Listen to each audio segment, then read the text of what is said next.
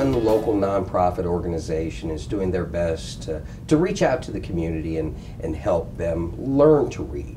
And joining us in studio from the United Women's Club of Lakeland, I'd like to introduce you all to Kathy Harrison. She's the immediate past president and publicity chairman for the United Women's Club. Also joining us is Linda Frick. She's the current president of the United Women's Club of Lakeland. Hello. And of course, Ann Carchedi. She's the rental chairman and chairman of the Trash and Treasure Sale for the United Women's Club. Hello. Ladies, I'm glad you could join us in studio. Thank you for coming in. First time on the show. What do you think? It's cool. Yeah, you like We're very pleased to be here, and thank you. Always welcome. I know we've got other things we're going to touch on, but first and foremost, what exactly is the United Women's Club of Lakeland? We're a nonprofit volunteer women's organization. We are charitable service, and we do civic work, and we try and help the community in any way. And one of the things we're really stressing is education, because the president of the Florida Federation of Women's Clubs is having that as her emphasis. So that's why we've been concentrating on Lakeland Read and YMCA Read and giving funds to them so that they can help. And we also have provided them with tutors so that we can help one-on-one. And of course, providing with tutors, you and Linda are both former teachers?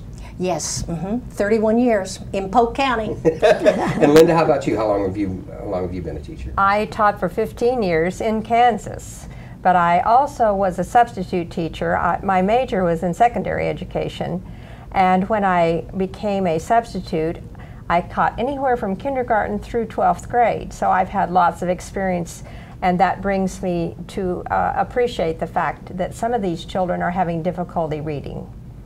And what's your background in? Actually, in medical. I've always worked in radiation therapy. Oh, okay. So I'm not with the teachers.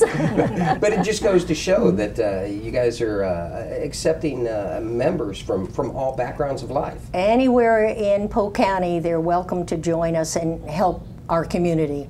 Well, let's talk a little bit about the reading initiative. How did the ladies get behind it, and how long has it been going on, and how can people join you in this cause? As I said, anyone can join that's interested, any woman. Our meetings are open to the public, man or women, but only a woman can be a member of the Women's Club. They can help us in any way. We have a meeting once a month, October to May, the first Thursday of the month at 10:30. Our clubhouse is at 1515 Williamsburg Square. It's right off of New Jersey Road South. We used to have our clubhouse on Lake Morton. And then when we joined with the Cirrhosis Club, we pooled our funds and built the new clubhouse at Williamsburg Square. It's about 17 years old now. But we'd love to have people join us to help the community. Linda, as a member, how could you inspire those to join the initiative, to join the cause of the United Women's Club? Well, we've had several speakers come and talk to us about these different things. And what got me excited, Colleen Fearney from YMCA runs the YMCA Reads program. And she was asking for volunteers. Well, as a new person in Lakeland, I wanted something to do, and children have always been my emphasis. So this looked like a great idea. And the volunteerism is just Monday through Thursday for 3 hours in the afternoon. It's an after-school program from kindergarten through 3rd grade.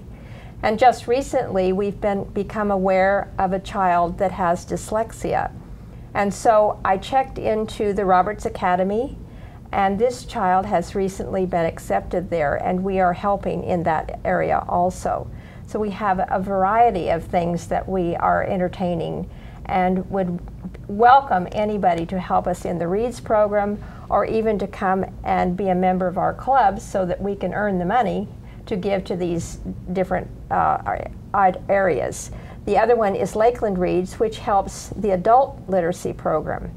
And we give a monetary amount to them as well And both they and the YMCA have come to our club giving programs, informing our members of these kinds of ideas.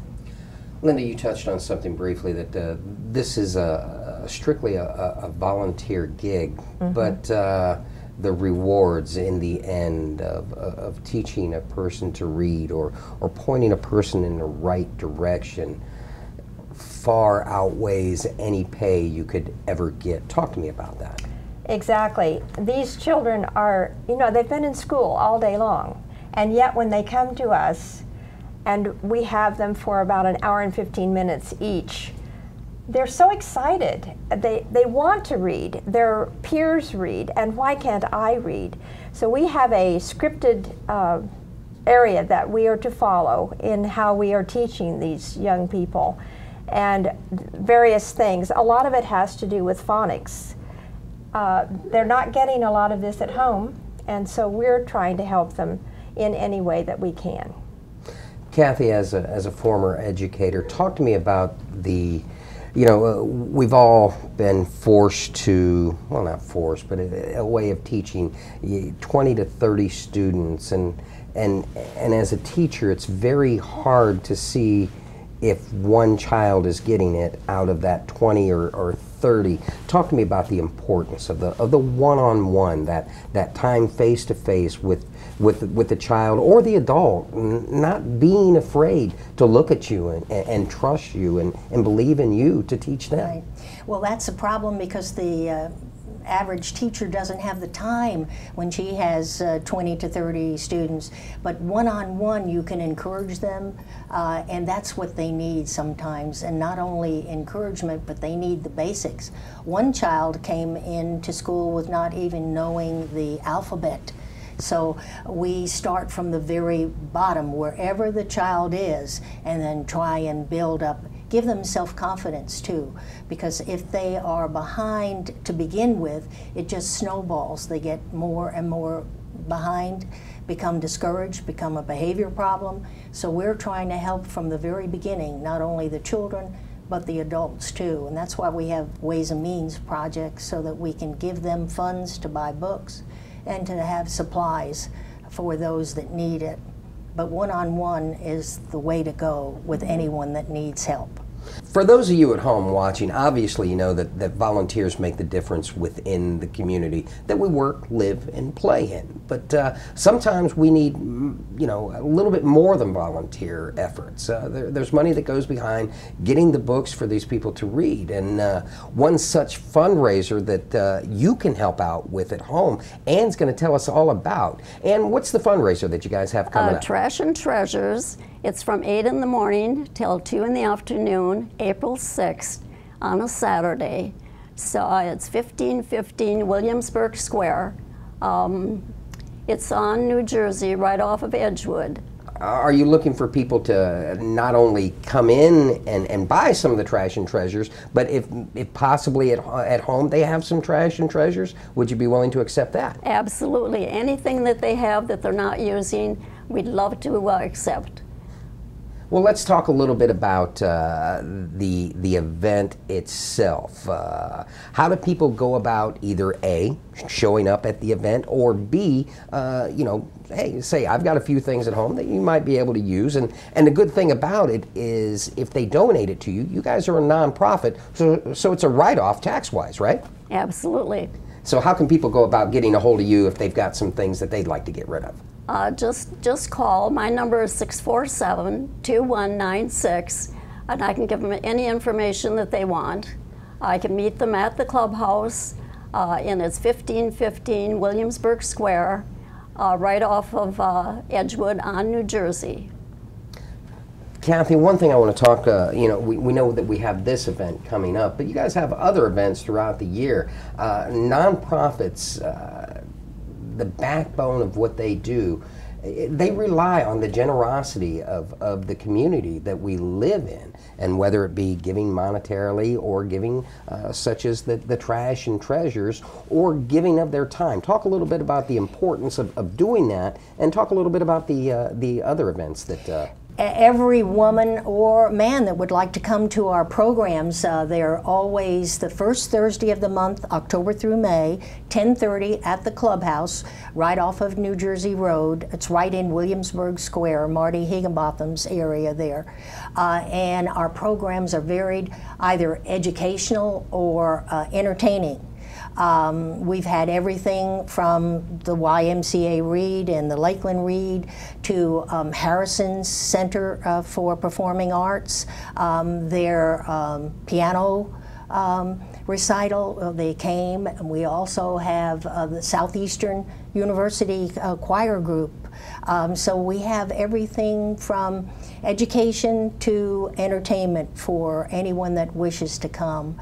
And we do service work, actually physical work and helping organizations that need help. But we would like anyone that's interested to come and join us or just attend our meetings. Linda, throughout the year, as current president of the club, obviously you have other fundraisers. What are some of the things that you guys have planned throughout the year that the folks of Polk County should look out for and make sure that they put the date down on their calendar? We don't need exact dates, but just events that are upcoming. Our main fundraisers are already over for this year.